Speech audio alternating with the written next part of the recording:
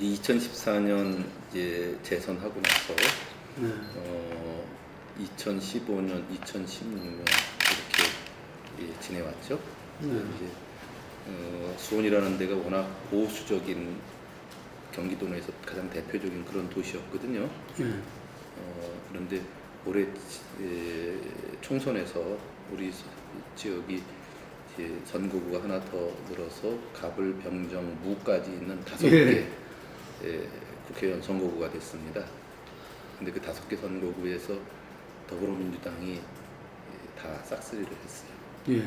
그러니까 수원으로 보면 이전의 역사에 전혀 없었던 새로운 그런 그 선거에서 야당이 그 전체를 차지한 최초의 사건이라고 할 수 있는데 이런 정도로 지역 정서가 많이 바뀌었다는 것을 저로서는 야당 시장이 있지만 그 의미 있는 그 성과 또 변화, 지역에 대한 변화 이런 거라고 생각해요. 그거는 이제 저 외에도 우리 지역 기존의 국회의원님들도 잘 하신 게 있었을 거고 적어도 우리 지역에서는 그 더불어민주당이지만 그 신뢰할 만하다, 그리고 또 안정적이다, 그리고 또 지역에 대한 변화의 흐름에 잘 따른 것이 있었다 하는 것으로 이해되는 게 있고요. 그래서 더불어민주당이 약진하는데 큰 바탕이 되지 않았나 하는 생각을 해서 다행스럽게 생각하고, 그리고 이제 그것이 한편으로는 우리한테 더 큰 부담, 또 일종의 이제 그 더 잘 하지 않으면 안 되는 책임감 이런 걸로 다가왔다고 생각되거든요. 민선 5기 때 추진돼 왔던 여러 성과들이 우리 지역은 다 이제 뿌리를 내리고 있거든요. 그래서 올해 수원 화성 방문회를 대대적으로 하고 있는데, 이제 우리가 문화의 도시에서 관광 산업 여기까지 더 나아가는 도시로의 전환을 꾀하는 그런 그 계기를 만든 건데, 그것이 이제 예정대로 잘 가고 있다 하는 말씀을 드립니다. 이제 크게 보면 이제 비행장 이전 사업의 사업권을 받았던 것도 큰 성과고요. 그동안 10년 이상 그 우리 지역의 큰 현안이었던 컨벤션 산업을 올해 본격적으로 이제 첫 삽을 뜨는, 착공을 하는 그런 이제 일을 갖게 됐고요. 그리고 이제 그 광역시가 아니더라도 100만 이상 되는 도시로서 특례 도시로서 갈 수 있는 광역 행정의 기틀을 잡은 그런 것을 성과로 둘 수 있지 않나 생각을 해요. 우리나라 이제 지방자치를 보면 광역자치단체가 17개가 있습니다. 서울, 경기도, 뭐 충청북도, 충청남도, 뭐 제주도, 세종시 이런 식으로 해서 17개가 있죠. 기초자치단체는 226개가 있습니다. 그래서 전체가 243개가 현재 광역과 기초자치단체입니다. 근데 17개 광역자치단체 중에서는 불교부 단체가 1개 있습니다. 서울시입니다. 그리고 226개 기초자치단체 중에서는 불교부 단체가 6개 있습니다. 근데 이 6개가 경기도에만 있습니다. 요 불교부 단체라는 건 뭐냐면 자기 세수, 자기 지역에서 걷는 자기 지방세 갖고 자기 지역의 필수 경비를 조달할 수 있는데 이게 불교부 단체입니다. 중앙정부 지원 없이. 필수 경비는. 그러니까 서울시는 재정 자립도가 83% 정도 되는데 서울시는 자기 세수로, 자기 지방세로 자기 필수 경비를 다 조달하는 거예요. 필수 경비라 하면 뭐 인건비도 있지만 적어도 기관들이 있으면 기관 운영비를 다 자기 세수로 운영할 수 있고 그런 것들이 해당되는 거죠. 사실은 한 도시가 기본적으로 운영되기 위해서 필요한 경비가 제법 많습니다. 도로 유지관리비가 제법 들어가는 거고요. 그 체육관이 있어도 체육관을 운영해야 되는 설비가 계속 들어가야 되는 거고요. 시립 요양원이든지 시립 사회복지 시설이라든지 이런 게 다 그렇게 들어가야 되는 필수 경비라는 게 있잖아요. 직원 인건비가 있고 관공서 유지비가 있고 다 그런 거 아니겠어요? 그 경비를 자기 세수로 다 하는 데가 광역은 한군데 있는 거고요. 기초자치단체 중에 6개가 있는데 그 6개가 경기도에만 있어요. 그게 이제 수원을 비롯해서 성남, 용인, 고양, 화성, 과천입니다. 네. 수원으로 보면 수원을 중심으로 놓고 성남, 용인, 화성이 붙어 있으니까 여기가 중심으로 있는 거고 경기 북부에 하나 고양, 또 특별히 규모는 적지만 세원이 튼튼했던 과천 이렇게가 될 수 있어요. 근데 이 6개 자치단체의 재정 자립도는 어느 정도냐면 과천이 한 45% 안팎으로부터 화성이 62%까지 이 정도 수준에 있어요. 재정 자립도가. 근데 이 불교부 단체 6개 돈을 뺏어서 기초자치단체 이 돈을 또 뺏어서 나머지 220개에 나눠주면 220개가 지방 재정이 형평성이 강화된다 이렇게 얘기를 하는 거예요. 6개에서 얼마를 뺐냐? 그러면 조정교부금으로 한 5천억이 좀 넘게 또 법인 지방소득세 부분으로 요 6개만 합하면 한 3천억. 그러면 6개에서 한꺼번에 이 사업을 지방재정 개편 방안대로 진행을 한다면 한 8천억을 뺏어서 220개에 나눠주면 도움이 될 거다 하는 생각이에요. 근데 이거는 정말 탁상 행정의 전형이라고 할 수 있어요.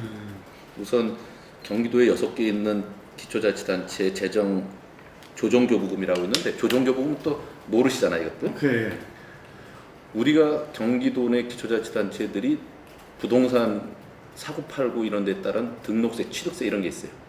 이 등록세, 취득세 같은 걸 우리가 걷어서 레저세 뭐 이런 게 다 거기 있거든요. 그걸 걷어서 경기도에 내요. 그럼 경기도는 그걸 도세로 받죠. 그 도세로 받는 것 중에 일부를 떼어서 조정교부금이라고 하는 재원을 별도로 만들어요. 그 조정교부금 재원을 별도로 만든 걸 갖고 그거는 이제 경기도 내에 31개 시군에 이렇게 나눠주게 돼요. 그 조정교부금을 나눠주는 기준을 경기도 조례로 갖고 있던 거를 이번에 행자부가 경기도가 6개 자치단체가 부자인데 부자한테 더 많이 줘서 형평성이 점점 더 어렵게 되니까 이걸 떼버리겠다는 거예요. 그래서 경기도 시행령으로 경기도 조례로 운영되던 걸 중앙정부가 시행령을 바꿔서 경기도 그 권한 조정교부금을 배분 방식을 행자부가 자기 뜻대로 하겠다는 게 이번에 지방재정 개편의 핵심 내용이에요. 아, 예. 또 하나는 이제 법인 지방소득세 3천억에 해당됐던 6개 지자체에 해당되는 건 6개만이 아니라 전국의 주요한 그 거점 도시들 산업체가 있는 데는 대부분 다 해당되는데 지금은 우리가 이제 우리 시에 삼성전자가 있잖아요. 삼성전자가 법인세를 내죠. 그런 식으로 기업이 법인세를 내면 법인세 중에 1할 정도에 해당되는 게 지방소득세로 와요.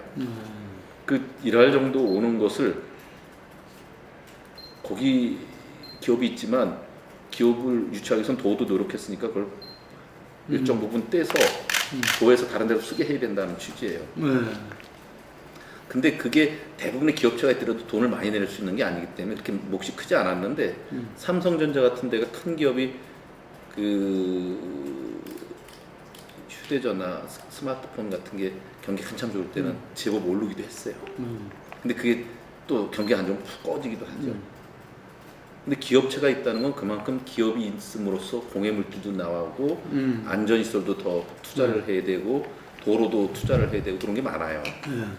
그러니까 기초자치단체 입장으로는 다른 세원이 없을 때 그래도 법인세가 많이 들어오면 그걸 투자할 수 있는 여력이 있었던 건데 그걸 또 반을 떼갈 수 있다는 거예요. 그러니까 우리 같은 경우는 한꺼번에 1년에 그러면 1,800억이 떨어져 나가요. 기업으로 인한 법인 지방 소득세가 한 900억이 줄고 조정교부금이 한 900억이 줄면 1,800억이 우리 시에서 한꺼번에 예산에서 떨어져 나가면 우리는 죽으라는 얘기예요. 그럼 다른 데는 어떻게 되냐? 교부단체는 6개 불교부단체가 그렇게 어려운데 그 불교부단체가 그렇게 어렵다 하면 교부단체는 더 어려운 거 아니냐? 맞죠? 우리가 40% 내지 50, 60% 수준의 재정 자립도인데 교부단체는 대부분 구는 2, 3%부터 5% 여기부터 그 외에 시 단위 괜찮은 데가 35% 수준이에요. 그럼 여기는 어떻게 지금 운영하고 있었냐면 자기 돈 갖고 못하니까 중앙정부가 매년 평가를 해서 보통 교부금이라는 걸 내려줘요.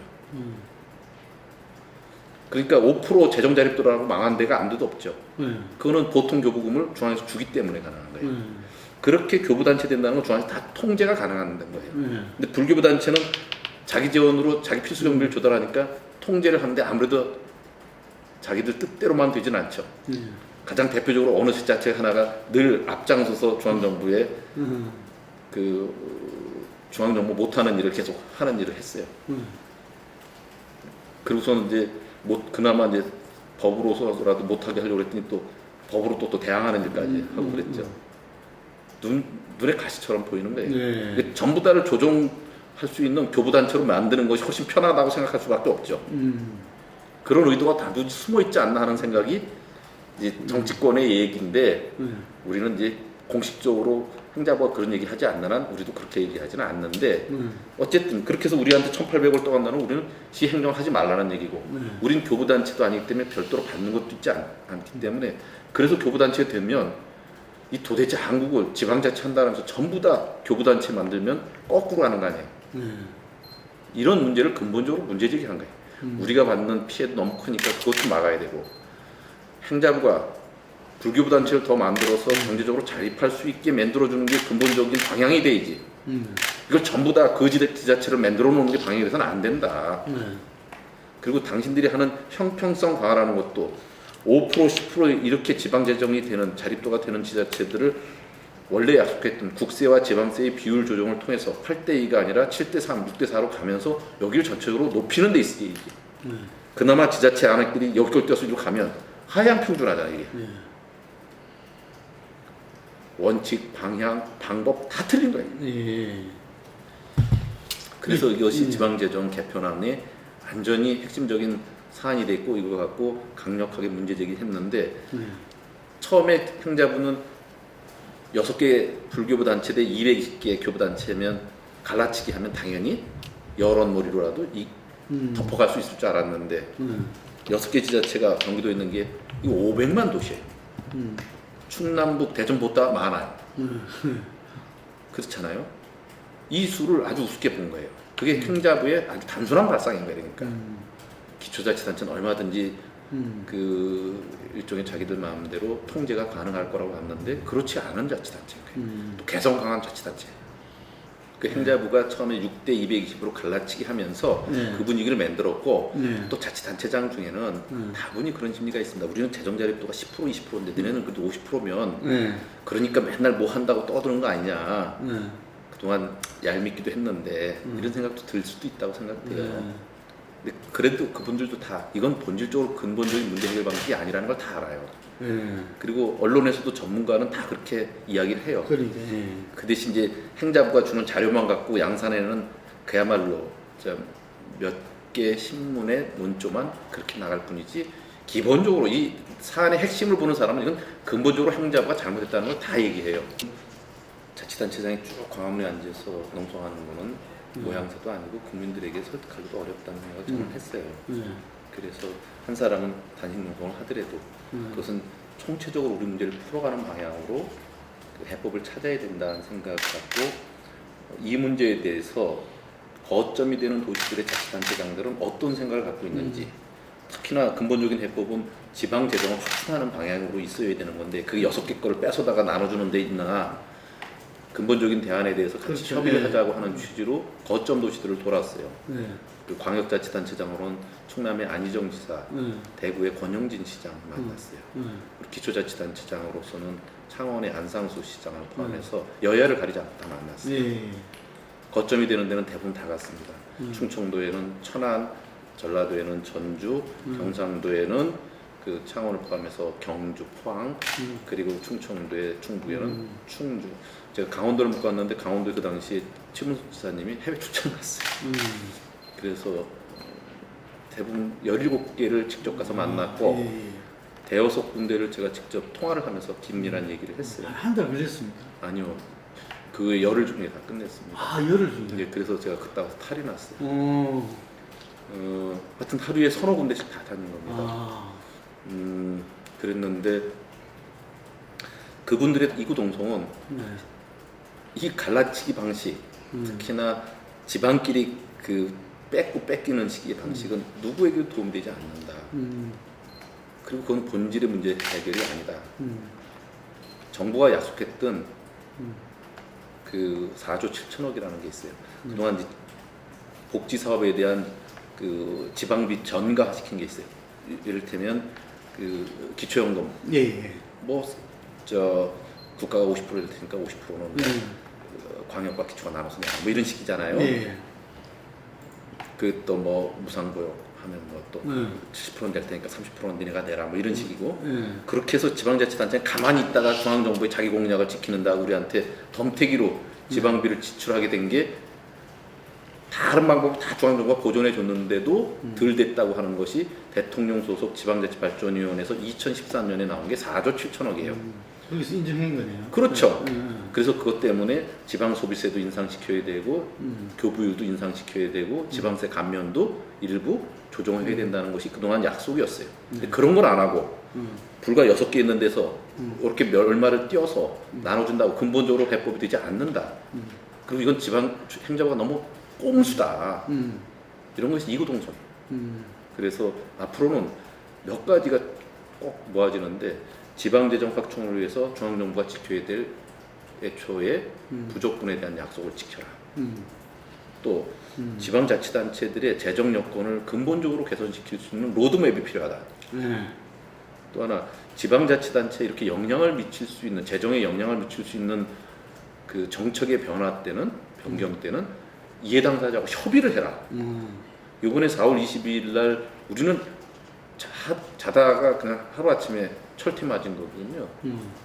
그래서 일방적으로 발표해서 그때까지는 전혀 알지도 못했던 개편안이었거든요.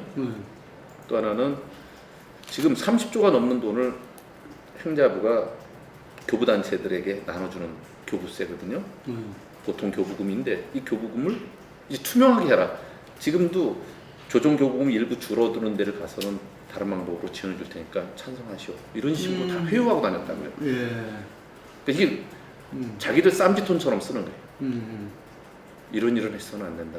그게 160개가 넘는 그 보통 교부세의 배분 기준이 있는데 아무도 모른다는 거예요. 책이 2억 원이래요. 그 국정원 자금 비스무리하네. 그러니까 그걸 어느 지자체가 다 꼼짝 못하는 게 교부단체 되면 그 담당 부서장이 나타나면 그 사람 손에서 얼마든지 좌우되는 폭이 있으니까 뭐 꼼짝 못하는 거예요 지자체들이. 이런 식으로는 더 이상 운영돼서는 안 된다. 교본 가지고서 예속시키는. 예. 그게 지금까지 그렇게 해온 거죠. 그렇죠. 그래서 그런 부분에 대해서 이제 투명하게 제도적으로 관리할 수 있게끔 그 국회도 적극적으로 여기에 그 들여다볼 필요가 있다. 이런 것들에 대한 몇 가지 원칙적인 합의들을 다 했어요. 이구 동성이니까. 지방자치 운영하는 사람이 똑같이 느끼는 거니까. 그래서 그거를 제가 이번에 국회 특강으로 다 그렇게 컨센서스 모아온 의견들을 전달하고 20대 국회 안영에서 꼭 이것만 해 주십시오. 이걸 위해서 지방재정 특위를 만들어 주십시오. 그런 요청을 했고 거기에 대해서 더불어민주당 의원들은 적극적으로 공감하고 그 역할을 해주시기로 했어요. 지금 그 사실은 2대 8, 8대 2가 국세대 지방세 비율이 지금 그 사회복지 비율이 워낙 많이 전가도 됐지만 또 지방을 통해서 나가기 때문에 지금 이제 그 정확히 얘기하면 그 7.67대 2.3까지는 왔어요. 근데 그 지방의 부담이 더 커졌는 거죠. 그 금액이 컸어도. 근데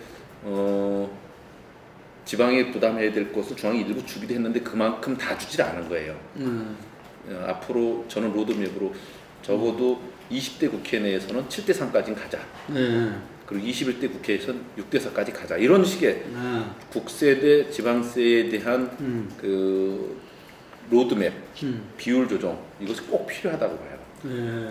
그래야지 이런 문제가 생기지 않고 지방자치단체, 기초자치단체 특히 재정자립도 전국 평균이 23%예요.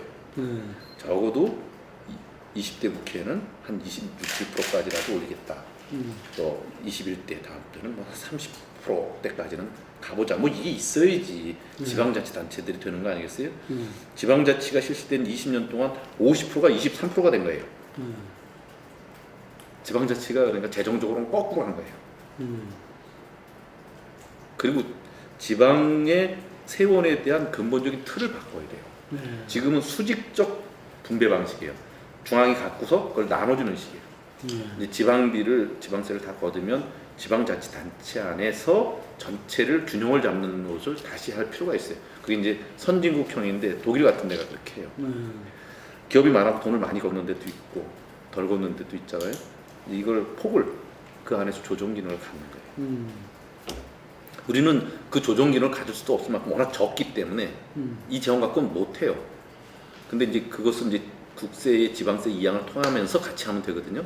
우선 그 노무현 대통령은 그 지방자치단체들의 권한을 확대하기 위한 대통령 별도 기구를 갖고 운영을 했어요. 정부혁신지방자치발전위원회를 두고 있었어요.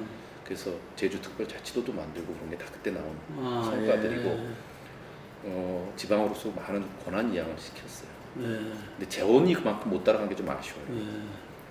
재원이 일부 늘어난 건 이명박 대통령 시절에 일부 늘어났어요. 그래도 재원 구조는 아까 얘기했지만 20년 전이라도 절반 이하로 줄어든 거예요. 이 정부는 아무것도 안 했습니다. 정말. 그리고 방역을 통해서 기초를 이중적으로 관리만 하지 파트너로 인정하지 않습니다. 제가 전국의 기초자치단체 시장, 구청장 협의회, 사무총장을 2년 하고서 내가 다시는 안 한다. 무력감과 자괴감이 너무 커요. 이를테면 처음에 기대감도 좀 되셨는데. 그렇죠. 행자부 장관이 이를테면 기초자치단체 226개 기초자치단체 장들이 모이는 1년에 딱 한 번 있는 1박 2일 하는 총회에 2년 동안 한 번도 안 왔어요. 상대로 인정하지 않아요. 그 양반이 아마 그 안행이 국회의원들 혼사라도 있으면 지방 어디라도 갔을 거예요. 안 그래요? 이게 한국의 현실인 거예요. 중앙정부는 광역자치단체만 상대하지 기초는 니네들은 자치가 아니라고 봐요. 위임된 업무를 할 뿐이지. 관선시대하고 조금도 안 바뀌었다는 거예요. 그래서 저는 그 정말 자치를 위해서 정부가 대호각성하지 않으면 안 되는데 그러니까 나온 게 중앙과 지방 간의 그 협의체를 만들었는데 일본만 해도 그런 협의체에 그 6대 기구가 다 들어가요. 광역뿐만 아니라 시정, 촌내 대표가 다 들어가요. 우리는 그 기구가 광역자치단체장하고 중앙정부만 딱 해요. 기초자치단체의 어려움을 전혀 몰라요. 지난번에 담배 소비세가 인상됐지만 기초자치단체 고유세가 광역으로 끝나요. 가버리는 걸로 조정 끝나요. 담배값이 올라도 국민들은 그게 기초자치단체 세원이니까 늘어나리라고 생각하지만 전혀 그렇지 않아요.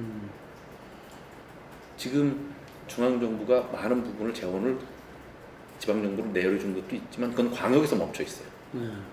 광역자치단체의 자율권이 늘어났을 뿐이에요. 근데 거기도 볼멘술이 많지만 근본적으로 기초자치단체를 생각해주는 기구는 정부에 아무 데도 없는 거예요. 근데 일설행정은 다 여기서 일어나요. 그렇죠.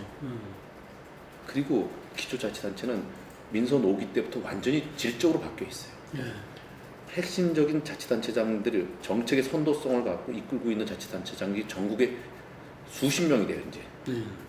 이 성과들이 막 일어나니까 중앙정부가 지금 이 변화의 속도를 전혀 따라올 수가 없습니다. 기초자치단체는 시민의 최근거리에 있으니까 민원 사항에 대해서 즉각 대응할 수 있는 정책이 만들어질 수밖에 없어요. 중앙정부는 탁상이고 독과점적이고 독점이기 때문에 경쟁도 없고 긴장도 없어요. 그러니까 정책이 늘 후진적이고 뒤따라가기 바빠요. 그러다 보니까 기초자치단체들이 잘하는 걸 격려는 못할 망정 이게 비교가 되니까 이걸 못하게 해요 이제. 메르스 때 대응을 누가 더 잘했어요? 다 증명된 거거든요. 세월호의 권한이 기초에 있었으면 저렇게 큰 사고로 나지 않았을 거예요. 재앙으로. 청와대하고 통화하면서 현장에서 아무 일도 못하고 있잖아요. 그러니까 보고한다고 정신 못 차리고 있더라고요. 근데 기초자치단체장이 거기 권한이 있으면 나가서 저거 쓰러져라 유리 깨고 빨리 끄내 그랬지 않겠어요? 그렇죠. 이렇게 차이가 있는 거예요. 앞으로 이런 경쟁의 폭은 더욱 극심하게 격차가 벌어지리라고 봐요. 그래서 저는 이런 것 속에서 꼭 근본적으로 바꿔야 되는데 바꿀 방법이 지금 없잖아요. 그래서 개헌을 할 때 꼭 지방 분권형 개헌을 하자. 그러니까 이게 핵심적이다. 선진국은 이미 다 그렇게 갔다.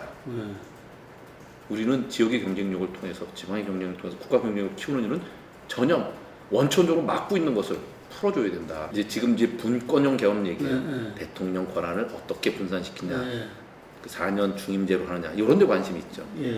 사실은 그거는 권력의 핵의 문제예요. 그보다 생활 정치, 일반 시민, 주민의 입장에서는 지방 분권형 개헌이 더 필요한데 이것은 지금 그 87년 헌법이 지방자치제가 실시되기 전의 헌법이에요. 그렇죠. 그러니까 현실을 전혀 반영하지 못하고 법조항 2개 있는데 피상적으로 담겨 있어요. 그러니까 예. 근데 지금은 각 주민들이 느끼는 건 국가보다는 지방자치단체가 훨씬 더 많은 접촉과 생활 속에서 만나고 예. 그 현장의 목소리를 대변하잖아요. 이것이 자체적으로 자주적으로 발전할 수 있도록 자립적으로 발전할 수 있도록 틀을 열어주는 거예요. 지금은 법 테두리 안에서 위임된 거 외에는 아무것도 못하죠. 지역의 특색 있는 발전을 할 방법이 그렇게 없어요. 법이 못하게 하는 것만 빼놓고는 다 지역에 맡겨라. 중앙정부는 국방, 외교 이런 중앙정부 단위의 큰 사업하고 그 외에는 다 지방정부로 맡겨주는 것이 비용 측면, 효율 측면, 또 주민들에게 민주주의 측면 모든 부분에서 더 우월한 월등한 경쟁력을 갖고 있는 거다. 선진국은 이미 다 그렇게 갔다. 이런 것을 반영하는 것이 지방분권 개헌. 3만 불을 넘어서 4, 5만 불로 나가는 시대는 필수적이겠네요. 그렇죠. 이게. 이게 2만 불 시절에 왔어야 되는데 2만 불 시대에서 3만 불 가는 게 너무 어려웠어요. 이런 게 안 된 거예요. 그래서 3만 불을 이제 여기서 또 멈추려면 지금 20년 걸려서 이게 오다시피 했는데 이걸 반드시 뚫고 나가려면 이제는 더 이상 미룰 수 없는 과제가 됐다 하는 거고 지금 이제 정세균 의장님을 비롯해서 많은 분들이 여기에 공감하고 계세요. 네, 저는 꼭 필요하다고 봐요. 사실은 그 지역의 경쟁력을 키우기 위해서는 일정 단위가 필요해요. 이게 그래서 지난번 그 18대 국회, 19대 국회 때도 일부 논의가 됐었어요. 그리고 MB 시절에는 지방행정체계 개편 추진위원회를 별도로 만들어서 그렇죠. 이걸 추진도 했고 그래서 딱 하나 차원이 된 거고 네, 맞습니다. 예. 지난번에는 그래서 자율투표로 전주 안주가 결국 투표에서 무산됐지만 청주 청원은 일단 또 됐고 예. 전 이게 대세라고 봐요. 아, 예. 그 박근혜 대통령 처음 됐을 때 비서실장이 태연 네, 호텔. 네. 이분이 전국을 60, 70개의 광역적 수준의 기초자치단체 연합으로 이렇게 도시를 통합하는 거였어요. 그 전부터 그분이 갖고 있던 국회의원 시절의 소신이 그래서 저는 거기에 대한 기대를 했는데 그분이 비서실장으로 아무런 역할도 못하고 네, 밀려났더라고요. 그리고선 그런 논의는 이제 이 정부 안에서 싹 사라졌어요. 근데 제 개인적으로 의견을 묻는다면 지금은 유럽에 보시듯이 도시가 경쟁력을 갖춰야 되기 때문에 도시 경쟁력은 시골은 그 주민 친화적으로 가기 위해서 그 근거리 자치를 할 필요가 있는 데가 있고 행정 단위로서의 지방자치는 솔직히 전국을 60, 70개 수준으로 재편하는 게 꼭 필요하다. 이것이 다음 단계 발전을 위해서 결정적으로 필요하다. 일본은 오히려 촌정정당은 더 그 주민 근거리로 가는 반면에 도시를 몇 개씩 묶어서 자율적으로 통합을 해요. 저희가 그 지금 우호도시 관계를 맺고 있는 사이타마는 최근 들어서 한 개씩 해요. 4개, 그러니까 합해서 135만의 도시가 됐어요. 왜냐하면 지역의 경쟁력을 만들려니까 필요해요. 효율과 경쟁력을 만드는 원천이거든요. 이제 저는 이제 상대가 있기 때문에 말을 조심스럽긴 하지만 수원, 화성, 오산을 보면 화성은 땅은 넓지만 사실은 그동안 자원의 배분이 효과적으로 되기가 어려운 부분이 있었어요. 동탄 사람들은 행정을 보려면 화성시장까지 가면 1시간이 걸려요. 수원시청은 10분이면 와요. 생활권은 다 여기 있는데 행정 단위가 이렇게 되니까 굉장히 비효율이 상당 부분 존재하죠. 근데 여기 또 125만 사람이 있는데 땅이 좁으니까 여기서 옴닥옴닥 뭐 하는데 너무 어려움이 커요. 투자비가 너무 높아지고. 지금 뭐 이를테면 그 의왕, 과천, 안양 이거 저렇게 쪼개놓는 게 무슨 의미가 있나 하는 얘기 다 해요. 생활권은 하나인데. 근데 수원 화성도 통합은 일찌감치부터 이야기가 나왔었잖아요. 예. 결국은 상당 부분 접근했다가 그 해당되는 지자체의 공직자들 중심으로 반대가 심해서 결국 무산됐는데 이건 주민의 뜻에 맡겨야 된다고 생각해요. 방향은 그 방향이다, 이거죠? 예. 네, 방향은. 그래서 저는 지금 당장 통합이 어렵더라도 광역 행정으로 갈 수 있는 그런 인센티브는 계속 줘야 된다. 그런 생각을 해요. 그 수원이 민선 자치단체장 1기 시절인 1995년부터 지금 한 20년 동안 수원 화성을 세계문화유산 등재시킨 것도 우리가 했고 민선 자치 시대 때 그리고 화성을 복원하는 여러 사업을 하는 것도 우리 민선 시대 때 대부분 일어나고 있어요. 네. 우리가 20년 동안 1조 원 가까이 투자했어요. 네. 그래서 화성의 상당 부분도 복원했고 화성의 문화 인프라들이 들어갈 수 있는 여건도 다 만들었어요. 네. 물론 지금도 국비도 받아서 하고는 있어요. 네. 근데 20년 동안 이렇게 넣었는데 관광객들이 오지만 한두 시간 이렇게 돌아보고 그냥 가는 거예요. 그러니까 이게 쓰레기하고 화장실 이용하는 거 외에는 없어요. 그러니까. 그래서 이제 체류형 관광으로 나가고 관광 산업으로 나가기 위해서 올해 수원 화성 방문회 이렇게 정해서 대대적으로 관광 산업 도시로 나아가기 위한 계기를 만드는 해로 정했어요. 그걸 3년 전부터 준비해서 해왔어요. 호텔도 뭐 많이 그때 짓는다고 그러셨는데. 호텔도 지금 많이 확충됐어요. 네. 그랬는데 지금 이제 올해 그거를 해가면서 그 핵심적인 화성 안에 우리 그 왕이 만든 시장 9개가 있고 그래요. 그래서 화성 성곽 안에 있는 우리 전통시장을 포함해서 이 지역을 관광 특구로 만들어서 여기서는 보다 관광 산업의 기초가 될 수 있는 영업에 대해서 조금 더 자율적으로 융통성을 갖도록 하자. 이런 것들이 있고 거기에 국도비 같은 것이 보다 원활하게 지원될 수 있는 제도적 시스템들을 갖추자. 이게 이제 관광특구의 그 우리의 목적이었는데 그게 이제 마침 잘 돼갖고 관광특구로 지정이 됐어요. 그리고 이제 그 요번에 이제 그 전통시장 9개는 명품 글로벌 시장으로 또 지정도 됐어요. 그래서 이제 그 중기청으로부터 상당한 몇 년간에 걸친 이제 지원도 받게 되고 그러는데 그래서 실제적으로 우리 도시가 굴뚝 없는 산업으로 나가는 것도 하나의 새로운 우리 부가가치 창출에 꼭 필요한 일로 진행을 해야 가는 거예요. 예.